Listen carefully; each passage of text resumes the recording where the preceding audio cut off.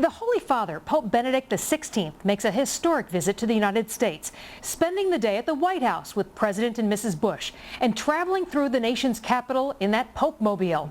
But his trip is not without controversy.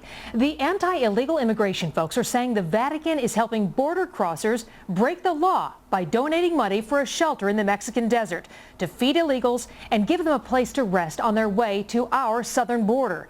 Joining us now from Las Vegas, civil rights attorney and practicing Catholic Angela Alioto. And from Seattle, Ira Mehlman, spokesman for the Federation for American Immigration Reform. Thank you both for being with us. Thank you. Thank you. Now, Ira, you've got a problem with this. What is it? You know, this goes beyond mere criticism of American immigration policy on the part of the Vatican. This goes to the point of aiding and abetting people who are trying to violate the laws of the United States. And as a sovereign nation, the United States has a right to object to other powers, other influences trying to determine what our immigration policies are going to be. You know, our position is that the Catholic Church does have a moral role to play in this debate. They ought to be helping bring about the kind of social and economic reforms in the home countries so that people won't feel compelled to pick up and leave. That would be a far better use of the Catholic Church's resources and their moral position in the world than trying to assist people in breaking the laws of the United States. Angela, we know that as people cross the southern border, they're frequently taken advantage of by smugglers. Many die on their journey into America, and when they do get here, they go into work circumstances that are uncertain, living conditions that they're really unknown. Is that moral and ethical to really encourage them in a way, certainly help them achieve that goal? I don't think it's encouraging them to do that, and I don't think it's helping them to achieve any goal. I think the Vatican is doing exactly what the Vatican does all over the world and in many different countries, and that is take care of the poor, give housing to the poor, it's true, but allow them to use the bathrooms, allow them a place to stay. They didn't give money to set up a shelter in the interior of Mexico. They've got a shelter in a spot where clearly, and they say it very up front, up to 1,000 people a night come in there, and these are people who are going to cross through the southern border into the United States, specifically breaking the law, coming in here and going into very uncertain and dangerous conditions. I know, Edie, but the Vatican is not law enforcement. The Vatican are not cops. The Vatican but is it moral? Is a it place ethical? that sends. Oh, and not only is it moral, with all due respect, it's living the gospel. It's taking care of those who need help in any circumstance. They are human beings who need help. The Vatican comes in, by the way, with $30,000. You know, with 1,000 people a night sleeping. That isn't a whole lot of money. But having said that, they've gone all over Mexico, not just this border town. And that is their duty and obligation pursuant to the gospel. I think they're doing exactly what they should be doing, and I think it's wonderful. I think it's something they do all over the world. Ira, Jesus calls on Christians to help those in need. It doesn't matter where they come from, what country they're natives of. So isn't this in keeping with the faith?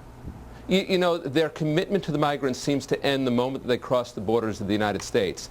You don't hear the archbishops and cardinals here in the United States saying to the rest of the American public, don't worry, you know, we will provide the education for the children. We run the second largest school system in the United States. We'll provide the education. We run a huge health care system. We'll provide health care to people who don't have health insurance.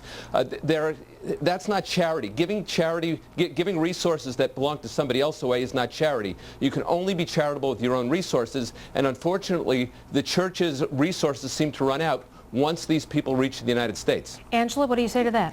I totally beg to differ as the chair of the 10-year council to end chronic homelessness and as the former president of the Board of Supervisors for the City and County of San Francisco. I can tell you that the Catholic Church gets itself involved in every single aspect of poverty and in every single aspect of health in the city, in the state of California, and in my opinion, in the nation. So I think that's just simply not true. Look at all the Catholic schools. Look at all the schools that are for specifically, we have one in San Francisco specifically for poor children run by St. Boniface, the Franciscans. So, I mean, that statement just simply is not true throughout the nation.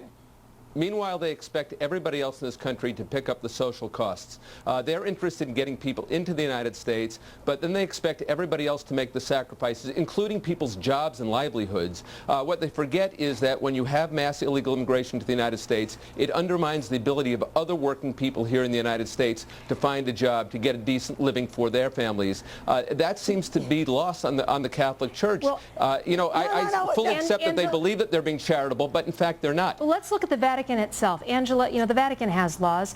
They have laws in the church that they expect people to adhere to. So when they ask people or give people the opportunity and certainly assist them in breaking laws, some say that they're not doing it out of charity. They're doing it to try to fill the increasingly vacant pews in America, because many of these people are Catholics that are crossing over.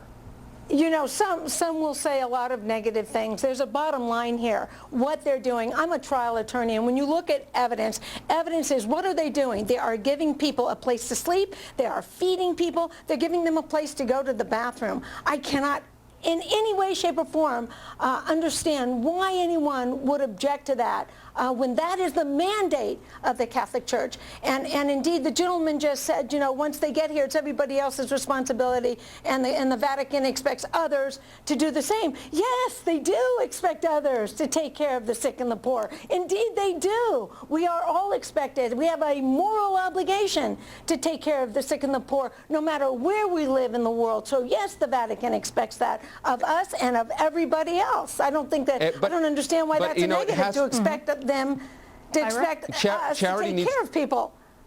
I need to be able to decide for myself to whom I'm going to give charity. I don't need the Catholic Church dictating to me who I should be giving charity to, and I think most Americans feel exactly the same way.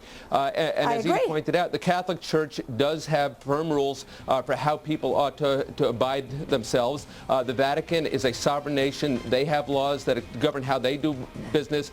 They ought to respect our ability to control our immigration laws as well. Ira, they are Angela, not breaking any laws. Thank you very much. We've got to take a break now. Thank you so much, Evie. Thank you.